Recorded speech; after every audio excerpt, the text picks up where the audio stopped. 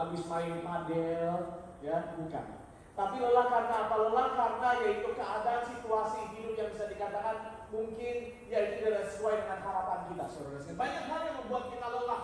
Lelah secara fisik, lelah secara mental, bahkan lelah secara spiritual. Saya mau katakan saudara sekalian, kelelahan secara fisik, secara mental, secara spiritual yang kita alami sebagai anak-anak Tuhan itu wajar, itu biasa. Nah, saudara sekalian, wajar. Jadi saya mau katakan, gak apa-apa kita merasa capek akan kehidupan ini. Gak apa-apa kita merasa capek akan yaitu situasi yang kita alami. It's okay. Gak masalah. Kencana. Kencana yuk. Amin. Ya, oleh karena ini saudara sekalian, kenapa sih kita bisa capek ketika menghadapi situasi keadaan yang bisa dikatakan gak sesuai dengan harapan kita? Karena apa? Kita mulai mengandalkan kekuatan kita sendiri. Akhirnya apa yang terjadi ketika kita mengalami kelelahan dalam pekerjaan, kita mengalami kelelahan dalam kondisi ekonomi, mungkin keluarga kita, kelelahan karena kondisi kesehatan yang mungkin tidak kunjung membaik, kelelahan mungkin karena hubungan yang tidak berjalan dengan baik juga, kelelahan mungkin karena dosa-dosa kita lakukan, kita selalu jatuh bangun dalam dosa, itu membuat kita lelah, kita merasa capek. Bahkan kita ingin berteriak sama Tuhan, Tuhan aku capek, Tuhan aku lelah, aku gak sanggup lagi. Bahkan mungkin ada di antara kita juga kita mungkin merasa mulai lelah. Mungkin ada di antara saudara hari ini yang suka bola katakan. Mungkin saudara adalah fans Liverpool dan saudara mulai lelah karena Liverpool gak pernah menang. Kasihan ya. So capek ini udah 6 minggu nih Pak kelihatan Liverpool gak pernah menang. Makanya belajar sama MU. Iya, mungkin saudara sudah mulai lelah dengan keadaan situasi yang saudara hadapi saat ini. Saya mau katakan, disitulah kita sebenarnya sedang mengandalkan kekuatan kita sendiri. Kita mengandalkan kemampuan kita sendiri. Padahal sesungguhnya saudara sekalian, kekuatan kita, kemampuan kita, kepikiran, kecerdasan kita terbatas. Karena memang kita cuma manusia. Amin. Kita cuma manusia itu kekuatannya, kemampuannya terbatas. Oleh karena itu kita sering mengalami yang namanya lelah, capek akan keadaan yang kita alami. Entah itu capek akan yaitu beban pekerjaan lah, ekonomi lah, kesehatan dan lain sebagainya. Kita mulai lelah dan kita merasa Tuhan aku gak sanggup lagi.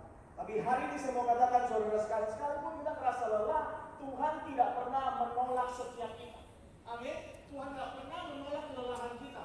Ia tidak marah karena kita lelah, kita lemah dan lain sebagainya. Tapi sebaliknya saudara saya mau katakan, Dia Tuhan yaitu selalu mengundang setiap kita untuk datang kepada ketika kita lelah, kita nggak berdaya, ayo datang kepada Tuhan.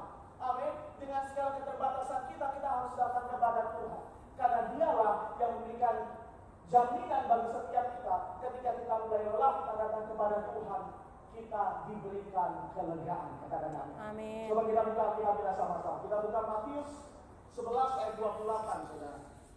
Inilah bukti, inilah janji, inilah yaitu garansi bagi setiap kita ketika kita datang kepada Tuhan. Tuhan itu berikan kelegaan bagi setiap kita, bagi kita yang lelah. Yuk sama-sama dengan keras kita baca ayat ini bersama-sama. 1, 2, 3, ya marilah kepada aku semua yang letih lesu dan beban berat, aku akan memberi kelegaan kepadamu. Saudara, ini adalah undangan bagi setiap kita yang mulai lelah akan keadaan situasi yang kita hadapi hari-hari ini. Kalau kita capek secara fisik, capek secara mental, capek secara rohani, spiritual, saudara sekalian, ayo Tuhan mengundang setiap kita datang kepadanya agar kita diberikan apa saudara? Kelegaan. Kalau hari ini saudara sekalian terkasih dalam Tuhan, kita sudah menyadari bahwa kita terbatas, kemampuan kita terbatas, ayo datanglah kepada Tuhan. Tapi pertanyaan, kenapa sih kita harus datang kepada Tuhan, Pak? Kan kita punya keluarga, Pak, kita punya orang tua, kita punya sahabat dan lain sebagainya. Saya mau katakan saudara sekalian, memang kita punya keluarga, kita punya orang tua, kita punya sahabat yang mungkin bisa kita andalkan, yang bisa kita percaya. Tapi saya mau katakan sekali lagi, mereka juga cuma manusia. Kemampuan mereka pun juga terbatas. Mereka nggak bisa setiap saat menolong kita, betul? Mereka nggak bisa setiap saat dengan curhat kita, bisa? Tidak. Mereka juga punya kesibukan masing-masing, mereka juga punya masalah mereka masing-masing, betul? Tapi ketika kita datang kepada Tuhan, kapanpun, dimanapun, memberikan kelegaan yang besar bagi setiap kita yang bisa tepuk tangan sama-sama dahsyat buat Tuhan. Oleh karena itu, kita harus datang kepada Tuhan. Kenapa kita harus datang kepada Tuhan? Saya catat di sini ada 3 poin. Mengapa kita harus datang kepada Tuhan Yesus Kristus? Alasan yang pertama, yaitu karena Yesus tahu keterbatasan kita. Karena kita adalah manusia, tentunya manusia itu terbatas.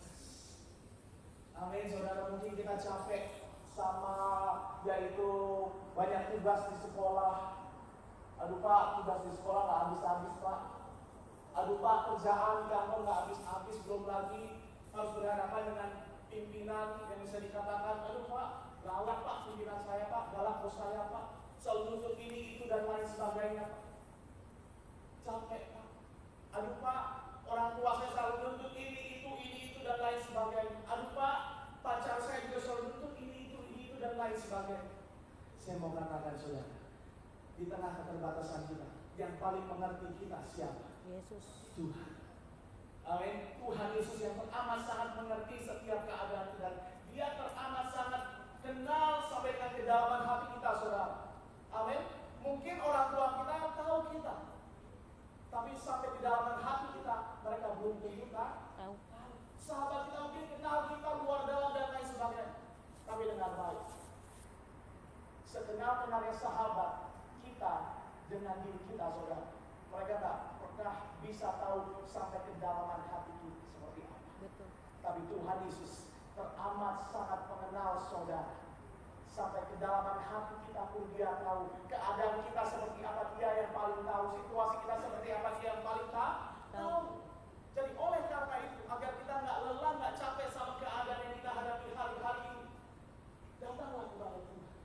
Amin. Datanglah kepada Yesus Kristus yang teramat sangat mengerti keterbatasan setiap kita. Coba kita buka Mazmur 103 ayat 13 sampai dengan 14.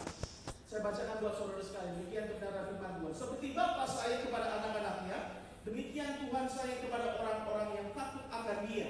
Sebab Dia sendiri tahu apa kita. Dia ingat bahwa kita ini apa? Debu. Saudara, disinilah kita diingatkan kepada kita itu diciptakan dari debu. Artinya apa? Kita itu terbatas. Kita cuma sekedar debu, saudara sekalian. Kita diciptakan dari debu. Oleh karena itu manusia itu terbatas. Manusia itu punya kekurangan. Manusia itu punya yaitu keterbatasan yang tidak bisa terelakkan.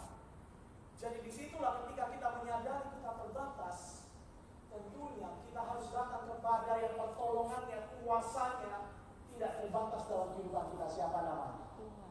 Tuhan Yesus. Mungkin hari ini saudara merasa, aduh Pak, saya capek Pak, kerja, Bandung pulang di Bandung lagi Pak. Saya capek Pak belajar, pusing, malam minggu Pak, dari pagi sampai malam belajar Pak. Saudara, memang wajar kita merasa lelah, kita capek akan kehidupan yang kita jalani.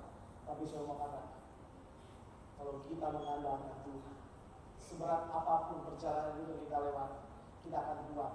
Karena kita punya Tuhan Yesus yang kuat. Tepuk tangan sama-sama yang dahsyat buat Tuhan Yesus. Haleluya. Saudara sekalian dikasih dalam Tuhan. Oleh karena itu saudara, mari kita datang kepada Tuhan. Karena Tuhan mengerti situasi dan keadaan kita. Oleh karena itu mari ketika kita mau datang kepada Tuhan, kita harus mengakui segala keterbatasan kita. Kita jujur apa adanya di hadapan Tuhan. Jangan merasa kita itu kuat gitu saudara. Sekuat-kuatnya kita juga punya kelemahan. Oleh karena ketika kita merasa kita nggak kuat lagi, jujur aja di hadapan Tuhan. Amin. Jujur aja akui apa yang kita alami hari ini. Jujur aja akui apa yang kita yaitu rasakan hari ini kepada Tuhan yang teramat sangat mengenal setiap pribadi kita lepas pribadi. Gak usah sok kuat di hadapan Tuhan. Tuhan tahu kok siapa kita. Amin. Akuin saja kalau hari ini kita merasa, aduh Tuhan, seganteng-gantengnya saya punya kekurangan Tuhan. Secantik-cantiknya saya punya kekurangan Tuhan. Akuin aja. Amin. Akuin. Tuhan, saya hebat kepada saya punya keterbatasan. Akuin semua di hadapan Tuhan. Tahu kok, Tuhan senang ketika kita jujur apa adanya di hadapan Tuhan. Seperti halnya Dia itu menerima kita apa adanya, saudara sekalian. Dia nggak lihat lagi celah di mana, Dia nggak lihat lagi yaitu mungkin keterbatasan di mana, kekurangan di mana. Dia terima kita apa adanya. Itulah kasih Tuhan. Itulah bedanya kasih Tuhan dengan kasih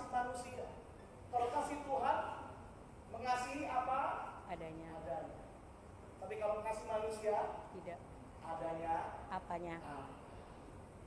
Benar apa benar? Benar. Ini kan anak muda semua nih. Tiba-tiba ada kan salah satu mungkin di antara kita kaum wanita tiba-tiba dideketin sama seorang laki-laki ganteng. Pasti kan nggak langsung, oke deh kamu jadi pacar aku. Gue juga. Nggak seperti itu.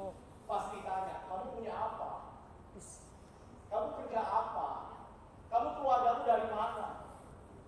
Artinya kasihnya ada Syarat. Tapi kasih Tuhan gak ada syarat bagi setiap kita. Seburuk-buruknya kita sekalipun saudara sekalian, dia tetap terima kita apa adanya. Oleh karena itu akui semua kelemahanmu, kekuranganmu, keterbatasanmu di hadapan Tuhan. Percayalah, dia sanggup mengubah keterbatasan kita. Amin. Dia sanggup mengubah setiap keterbatasan. Yang kedua, saudara, dia mengerti situasi dan kondisi kita. Oleh karena itu, berhentilah mulai membanding-bandingkan diri kita dengan orang lain. Karena kita punya keadaan kita sendiri, orang lain pun juga punya keadaannya sendiri. Orang lain punya berkatnya sendiri, kita juga punya berkatnya sendiri. Orang lain punya kesuksesannya sendiri, kita juga sama.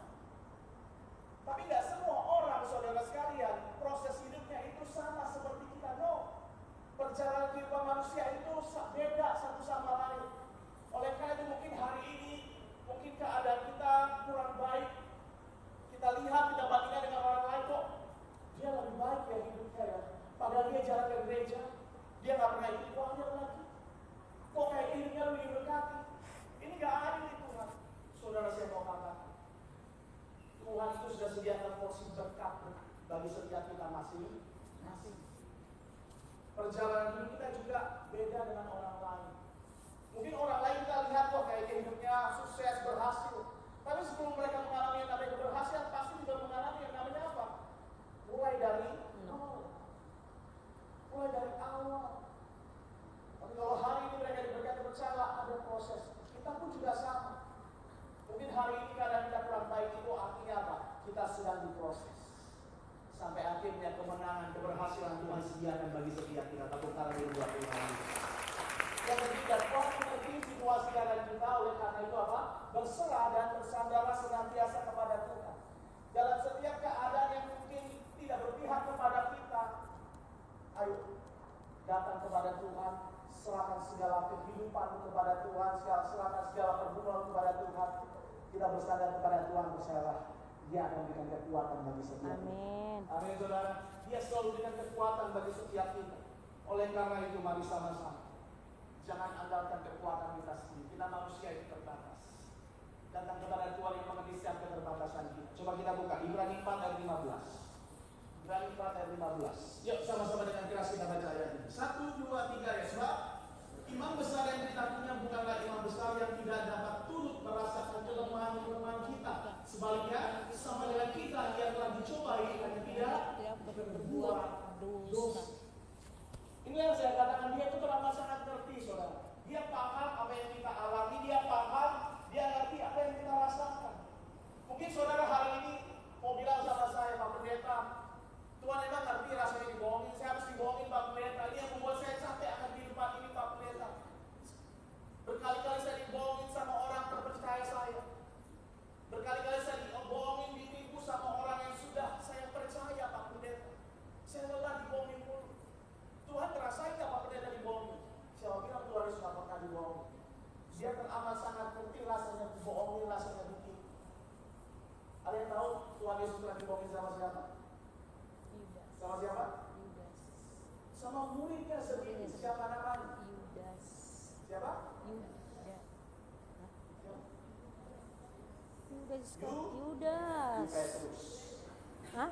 Petrus apa Yudas? Yudas apa Petrus? Petrus. Apa bukti? Ketika dia berjalan bersama dengan Tuhan Yesus, Petrus pernah ngomong sama Tuhan Yesus, Guru, kemanapun kau pergi, aku akan ikut. Nyatanya apa terjadi, saudara, ketika Yesus ditangkap, kemana Petrus? Apakah dia ada di sampingnya? Oh Enggak. enggak. Dia kabur, lari. Bahkan ketika ada orang menjumpai Petrus, orang itu berkata, kamu kan bagian dari orang-orang itu, kamu kan bagian dari Yesus. Petrus menjawab apa? Tidak.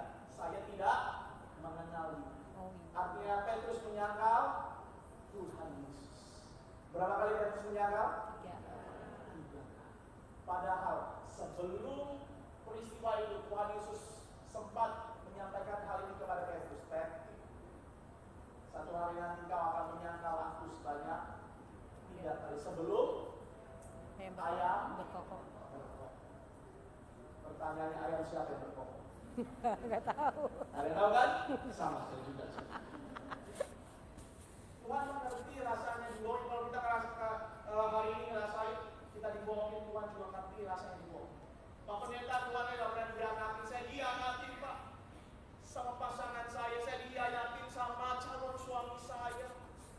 Yang harusnya saya mau menikah, tiba-tiba dia pergi sama orang lain Pak. Dia malah cuma dipimpin saja sama saya. Dia malah nikahnya sama orang lain. Kecewa saya Pak. Tuhan emang ngerasain rasanya dikecewain Pak. Tuhan emang ngerasain rasanya dihianati. Tuhan ngerasain kok rasanya dihianati. Apa buktinya? Dia dihianati sama siapa? Judas. Hanya demi 30 keping perak. Hanya demi uang. Apalagi alasan? Tuhan teramat sangat ngerti siapa kita. Tuhan teramat sangat ngerti apa keadaan kita hari ini.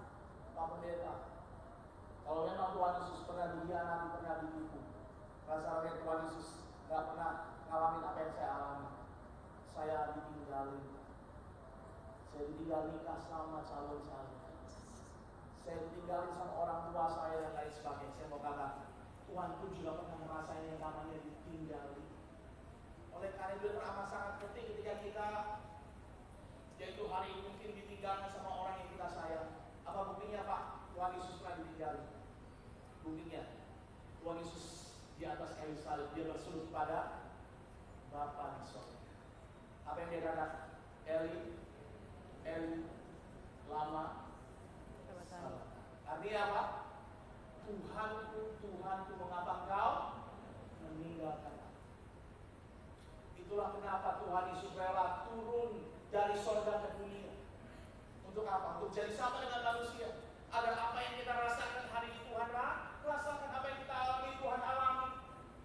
Karena disitulah Tuhan tahu keterbatasan kita sebagai manusia. Oleh karena itu hari ini, ketika kita merasa kita sudah capek akan keadaan kita hadapi, kita sudah lelah menghadapi apa yang kita hadapi, datanglah kepada Tuhan. Saya mau katakan, Tuhan dapat memakai hidup yang terbatas untuk tujuan yang tidak terbatas dalam kehidupan kita. Jadi nggak usah khawatir, nggak usah merasa kita paling capek, orang paling capek, paling lelah di dunia. Karena Tuhan sanggup membuat keterbatasan kita untuk menyatakan tujuan yang tidak pernah terbatas dalam kehidupan kita. Tujuan yang tak pernah terbatas itu pasti akan dinyatakan bagi setiap kita yang senantiasa bersandar kepada yang percaya. Kita berikan tepuk tangan sama-sama yang dahsyat buat Tuhan. Kita bisa ambil contoh dari seorang pribadi yang bernama Nick Vujicic. Dia sempat berkata seperti ini, saya lebih suka hidup tanpa kaki dan tangan dengan Tuhan daripada memiliki semuanya tanpa Tuhan. Saudara, Nick Vujicic ini bisa dikatakan terlahir dengan yaitu ketidakberuntungan seperti halnya kita. Kita punya tangan utuh, kaki utuh, dia nggak punya. Tapi hal itu tidak membuat dia yaitu merasa hidup ini, dunia ini nggak adil sama dia. Dia nggak ngerasa Tuhan aku udah capek, aku udah lelah dengan kehidupan ini. Kehidupan ini nggak adil kok. Tapi justru di situ dalam keadaan yaitu keterbatasannya lah saudara. Dia tetap melihat kemuliaan Tuhan yang akan bersiul. Bahkan dia berkata, saya lebih suka hidup tanpa kaki dan tangan dengan Tuhan daripada memiliki semuanya tanpa Tuhan. Jadi hari ini, ketika kita merasa kita sudah mulai lelah, kita mulai capek akan setiap keterbatasan yang kita alami dengan baik. It's okay kita punya keterbatasan.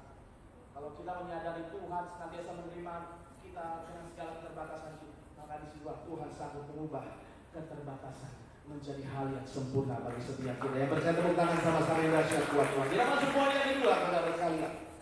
Mengapa di saat kelelahan dan keletihan kita, saudara, kita harus datang kepada Tuhan Yesus? Karena yang pertama, Yesus tahu keterbatasan kita.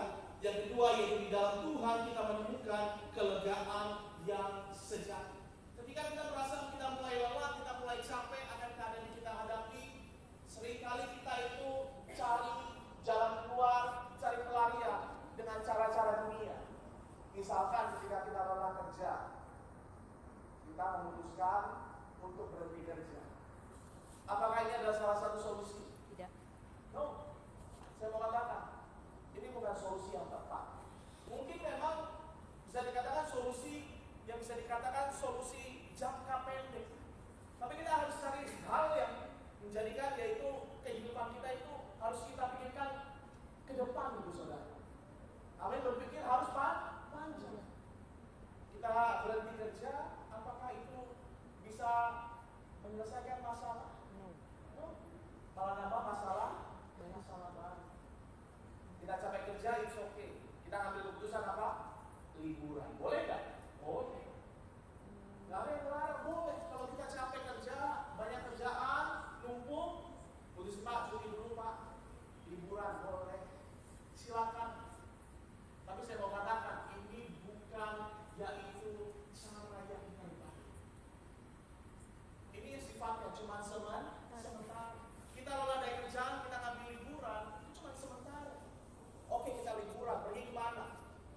Ke Bali misalnya. Atau mau yang lebih jauh lagi ke mana? Ke Malaysia, Singapura, Jepang, ke London, mana lagi ke Eropa, Zimbabwe, Uganda, Togo, dan lain sebagainya. Jauhan. Mungkin pas kita liburan, wah enak, enjoy. Hati tenang gitu ya, pekerjaan gak perlu dipikirin. Ada telepon dari kantor, dimatiin aja, orang lagi cuti. Tapi setelah selesai liburan, apakah kita masih tetap tenang? Tidak. Tidak. Masuk kerja, stres lagi. Bukan cuma stres kerjaan, stres apa? Duitnya udah habis. Cari lagi. Cari lagi. Liburan lagi, capek lagi, liburan lagi, gitu aja terus. Gak ada yang namanya yaitu solusi jangka panjang. Yang kedua, lari dari nilai hubungan. Lo, gue, cara dunia, betul kan? Betul. Betul. Apalagi lari dari nilainya beban pikiran, cari hiburan.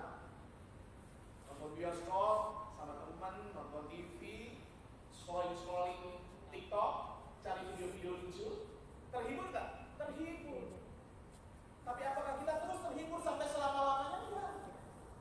Selesai nonton film, selesai nonton TV, selesai scrolling TikTok, taruh HP-nya, pusing lagi. Ada? Merasa lelah lagi, merasa capek lagi. Itulah cara-cara dunia. Karena dunia nggak bisa menjamin ketenangan yang sejati. Dunia nggak bisa menjamin yaitu kelegaan yang sejati. Tapi kelegaan yang sejati hanya kita alami di dalam siapa? Di dalam Tuhan. Hanya di dalam Tuhanlah segala perkara-perkara Tuhan berikan jalan keluar bagi setiap kita. Amin. Saudara, coba kita buka sama-sama di Wahyu 4 dan 13. Yuk dengan keras sama-sama kita baca ayat ini. 1, 2, 3, lihat. Segala perkara dapat berlalu di dalam siapa? Di dalam Dia, di dalam Tuhan Yesus yang memberi kekuatan kepada. Inilah jaminan bagi setiap kita. Segala perkara dapat kita tanggung di dalam Yesus Kristus Tuhan yang memberikan kita apa?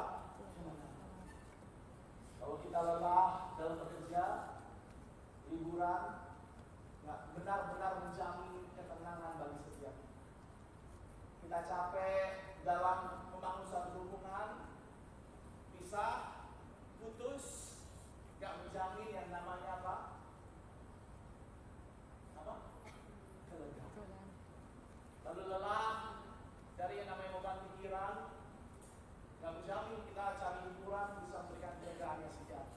Tapi hanya di dalam Tuhanlah Dia sanggup memberikan kelegaan yang sejati, saudara sekalian. Saya mau catat di sini, saudara. Saya mau bilang buat saudara sekalian, kelegaan sejati tidak ditemukan dalam pelarian, tapi dalam pelukan Tuhan. Karena Tuhan yang teramat sangat mengerti setiap kita. Dia mengerti keadaanmu. Dia ingin setiap kita ketika kita merasa kita lelah, ayo nak datang kepada Tuhan. Peluk aku. Disitulah kita dapat kekuatan yang baru di dalam Tuhan. Amin. Ketika kita membawa semua keluarga kita di dalam Tuhan, ada hal-hal yang kita alami. Dia menggantikan beban rasa takut dengan damai sejahtera. Dia menggantikan beban kesedihan dengan pengharapan. Dia menggantikan beban kekecewaan dengan sukacita. Jadi dengar baik. Kalau ada hal yang Tuhan Dia ingin berikan bagi setiap kita, Dia berikan damai sejahtera, Dia berikan pengharapan, Dia berikan sukacita. Apalagi yang perlu kita khawatirkan. Amin. Kenapa kita harus merasa kita udah nggak sanggup lagi menghadapi keadaan? Kenapa kita harus merasa kita lelah, kita capek? Padahal sesungguhnya Tuhan memberikan jaminan bagi setiap kita damai sejahtera, pengharapan, dan juga sukacita ketika kita datang kepada hari ini. Kita percaya ketika kita datang kepada Tuhan, pasti Tuhan berikan kelegaan bagi setiap kita. Mazmur 16 ayat 11, saudara sekalian. Yuk sama-sama kita buka ayat ini. Firman Tuhan berkata demikian, Kau memberitahukan kepadaku jalan kehidupan, di hadapanmu ada sukacita ada nikmat senantiasa. Tuh, ditambahin lagi, diperjelas lagi sama Tuhan Yesus di dalam firman-Nya, bahwa Engkau memberitahukan kepadaku, Tuhan beritahu kepadaku jalan kehidupan, di hadapanmu ada sukacita, di hadapan Tuhan ada sukacita berlimpah-limpah, di tangan kanan Tuhan ada nikmat senantiasa. Hal ini nggak bisa diberikan oleh dunia. Dunia nggak bisa menjamin apa-apa bagi setiap kita, betul? Betul. Dunia nggak bisa memberikan apa-apa, saudara. Nggak ada jaminan bagi setiap kita ketika kita ikuti cara-cara dunia, nggak bisa, nggak ada. Tapi hanya Tuhanlah yang sanggup memberikan jaminan ketika kita merasa kita sudah lelah, kita sudah capek, ada kekuatan yang baru bagi setiap kita, ada sukacita yang berlimpah-limpah bagi setiap kita, bahkan ada nikmat yang senantiasa Tuhan sediakan bagi setiap kita ketika kita datang kepada. Seperti hari disampaikan oleh seorang yaitu hamba Tuhan besar, saudara saya bernama yaitu Billy Graham. Dia sudah berkata seperti ini, dunia tidak memberi damai karena dunia memang tidak memiliki damai yang diberikan. Namun Tuhan Yesus memberi damai kepada mereka yang menaruh percaya kepada. Jadi hari ini, apapun yang membuat kita lelah, apapun yang membuat kita capek, apapun yang membuat kita mulai khawatir, mulai takut, mulai bimbang akan keadaan yang kita hadapi, datang kepada Tuhan. Tuhan sanggup memberikan kelegaan yang sejati. Dia juga sanggup memberikan yaitu damai sejahtera bagi setiap kita ketika kita lemah, letih, lesu, dan berbangga. Karena dialah yaitu sumber kekuatan yang bagi setiap kita. Yang percaya kita berikan tepuk tangan sama-sama yang dahsyat buat Tuhan. Yang terakhir, yang ketiga, yuk main musik silakan maju ke depan. Yang ketiga, ketika kita lelah, kita harus datang kepada Tuhan Yesus. Mengapa kita harus datang kepada Tuhan Yesus? Karena yang pertama tadi apa? Yesus tahu keterbatasan kita. Yang kedua, yaitu di dalam Tuhan kita menemukan kelegaan yang sejati. Dan yang ketiga, yang terakhir adalah kelelahan bukan akhir, tapi undangan untuk mulai dari awal bersama dengan Tuhan. Saudara, saya mau katakan kelelahan seringkali menandakan bahwa kita sudah berjalan dengan kekuatan sendiri itu terlalu lama. Kita terlanjur yang namanya sudah mulai letih, mulai capek. Ketika kita sudah mulai capek, mulai letih, kita baru sadar, oh iya, kemampuan saya terbatas, kekuatan saya terbatas, kepintaran saya terbatas. Jadi kita baru mulai sadar, mulai ingat, kita manusia biasa. Kita butuh Tuhan. Banyak orang ketika mulai lelah, mulai capek, mereka tak melakukan apa-apa, dan mereka mulai menilai, mulai berasumsi bahwa kelelahan mereka adalah akhir dari kehidupan mereka, akhir dari masa depan mereka, akhir dari setiap pengharapan mereka. Tapi saya mau katakan, di dalam Tuhan, kelelahan bukan akhir. Di dalam Tuhan, kelelahan bukan yaitu hidup kita menjadi berhenti, masa depan kita menjadi berhenti. Gak ada masa depan, gak ada keberhasilan, gak ada kesuksesan yang akan kita raih di kemudian hari itu. Tapi saya mau katakan, kalaupun hari ini kita merasa sudah lelah, sudah capek, kita gak bisa berbuat apa-apa. Tuhan sanggup membuat semuanya itu awalan di mana kita akan melihat perkenanan Tuhan akan dinyatakan bagi setiap kita. Coba kita buka ayatnya sama-sama di dalam Yesaya 40 ayat 29 sampai dengan 31. Saya bacakan buat saudara sekalian, demikian telah firman Tuhan. Dia memberi kekuatan kepada yang lelah dan menambah semangat kepada yang tiada berdaya. Orang-orang muda menjadi lelah dan lesu, dan teruna-teruna jatuh tersandung. Tetapi orang-orang yang menanti-nantikan Tuhan mendapat kekuatan baru. Mereka seumpama raja wali yang naik terbang dengan kekuatan sayapnya. Mereka berlari dan tidak menjadi lesu. Mereka berjalan dan tidak menjadi lelah. Itulah mengapa kita harus datang kepada Tuhan di saat kita mulai lelah, kita mulai capek akan keadaan yang kita hadapi. Ketika kita hanya berjalan sendirian dengan kekuatan kita sendiri, saudara, sekuat apapun kita berlari, sekuat apapun kita berjalan, kita akan lelah pada akhirnya. Tapi kalau kita mulai berjalan bersama Tuhan, berlari bersama Tuhan, sekarang kita berlari, kita tidak akan pernah menjadi lesu. Kita berjalan, tidak akan pernah menjadi lelah. Karena Tuhan selalu berikan kekuatan baru bagi setiap kita, kadang-kadang. Jadi anak-anak itu, hari-hari ini, kita menghadap situasi keadaan yang membuat kita lelah, membuat kita capek, kita nggak sanggup lagi. Tuhan, aku nggak kuat lagi. Tuhan, aku capek. Tuhan, kita boleh berseru kepada Tuhan seperti ini. Saya mau katakan sebagai hamba Tuhan hari ini, datanglah kepada Tuhan. Sebab firman yang berkata, marilah datang kepada yang letih, lesu, dan berbangga. Sebab aku akan berikan kelegaan kepada. Mari saudara, hari ini kita mau datang kepada Tuhan. Seperti halnya yang dialami sama Petrus, sama Daud. Di tengah-tengah mungkin mereka merasa hidup mereka selesai, masa depan mereka selesai. Tapi di dalam Tuhan gak ada kata selesai sebelum Tuhan menyatakan kemuliaan dalam kehidupan kita masing-masing. Petrus ketika dia sudah menyangkal Tuhan Yesus, dia sudah lari dari panggilannya yang awalnya dia harus menjadi penjala jiwa. Ketika Yesus sudah mati, dia merasa semuanya sudah selesai. Dia kembali kepada pekerjaan yang lama. Yang harus dia menjadi penjala jiwa, dia kembali kepada pekerjaan yang lama apa? Penjala ikan. Tapi Yesus tidak menolak Petrus. Yesus tidak menolak Petrus. Tapi ketika di hari yang ketiga Yesus bangkit, dia menampakkan dirinya kepada Petrus. Gembalakanlah domba-dombaku. apa? Domba-domba. Yesus memanggil kembali Petrus, memerintahkan Petrus, ayo kembali jala jiwa-jiwa, kembali tarik jiwa-jiwa. Akhirnya Petrus bangkit. Yang tadi yang dia merasa masa depannya sudah berakhir, tapi Tuhan datang kembali, Tuhan ingatkan kembali.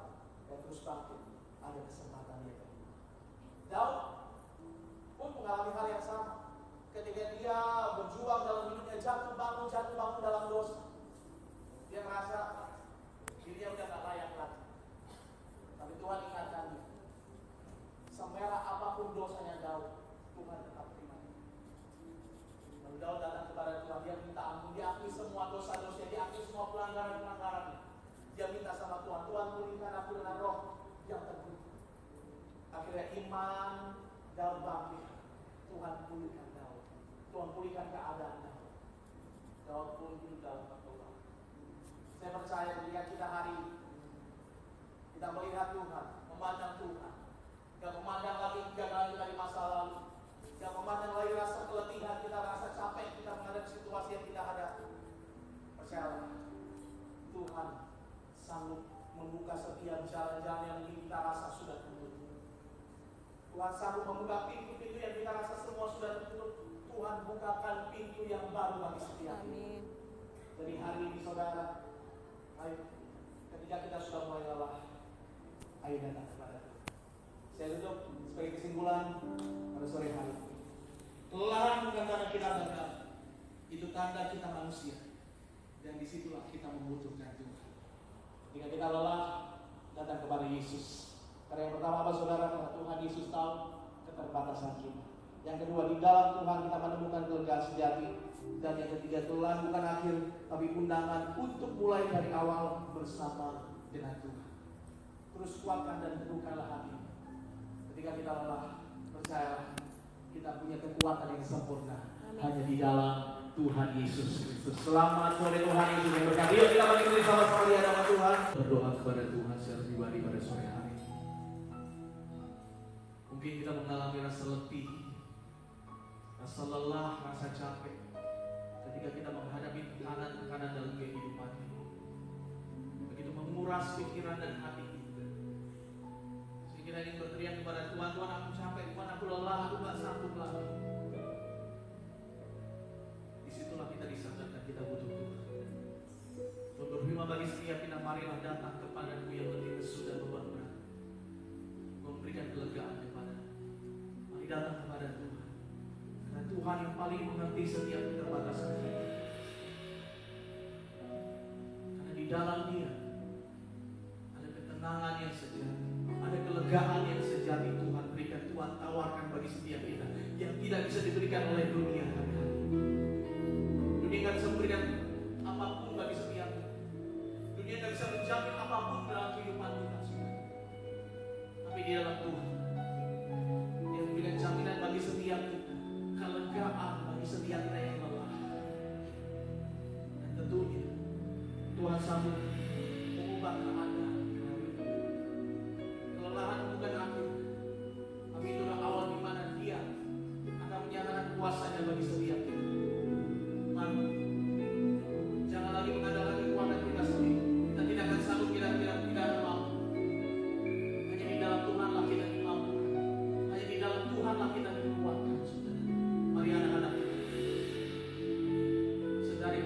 mengandalkan Tuhan, libatkan Tuhan dalam kehidupan. Terus taruh pengharapan di dalam Tuhan.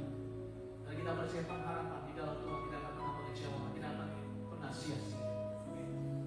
Dia memberikan kepastian bagi masa depan kita. Angkat aja seri sama-sama di hadapan Tuhan, naikkan pujian.